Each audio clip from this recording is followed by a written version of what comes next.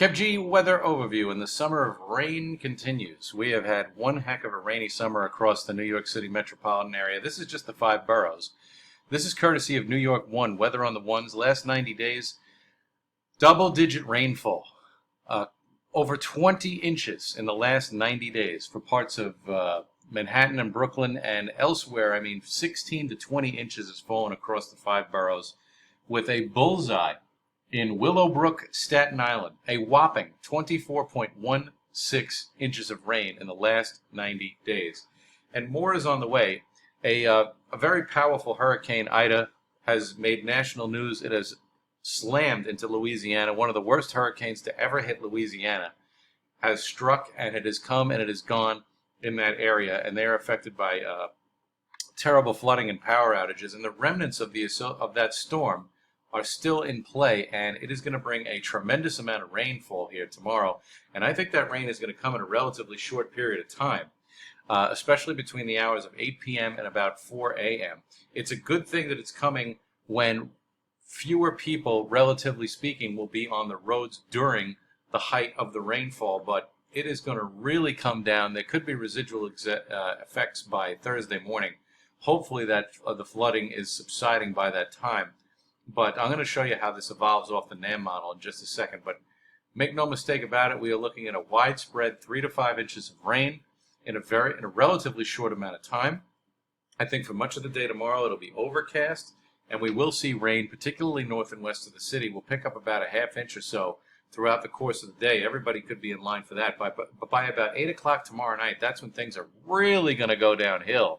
And I think it is going to absolutely pound down rain here for a number of hours, where we could get 1 to 2 inches an hour for several hours, if not more. And places that get 1 to 2 inches an hour for more than several hours are going to wind up with more than 5 inches of rain. It is not out of the question with all this tropical moisture coming up the eastern seaboard. And in addition to that, we have a tornado threat.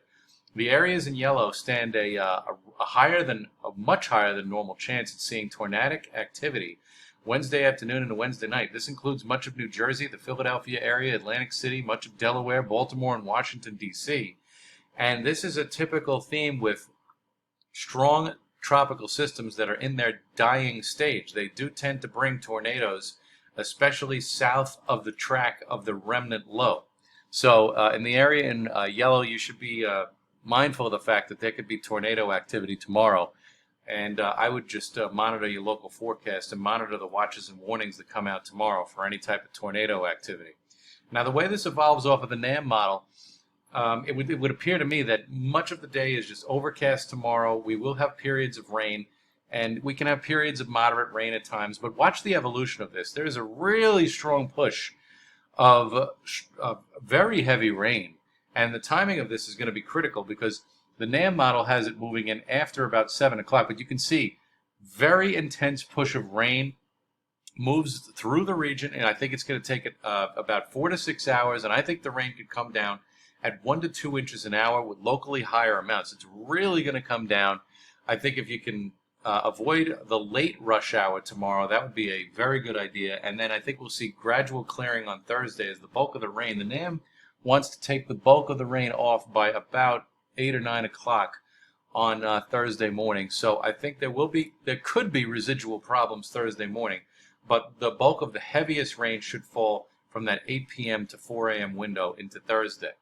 And then once we're done with Ida's rains, we're looking at a very pleasant weekend. Tomorrow's temperatures will be held down because of abundant cloud cover and an easterly wind, so we'll only do about just about 70 tomorrow. And then leftover clouds for Thursday, although I am kind of optimistic that the sun can break out in the afternoon and these temperatures could be a little bit higher than what's actually shown here. And then Friday and Saturday, we got a pair of really nice days with very low humidity. You can see into Saturday, our highs are around 80 with lots of sunshine, very low humidity. And then I think that humidity starts to creep up a bit on Sunday with perhaps a shower Saturday night with highs around 80 on Sunday. So you'll notice the humidity goes up for Sunday. And then for Labor Day, temperatures come up just a bit more, especially to the south of New York City, but generally speaking, highs around 80 and dry conditions. So I think once we get rid of the remnant low of Ida, we should be in decent shape, but the potential is there for significant flash flooding for Wednesday evening through early Thursday morning.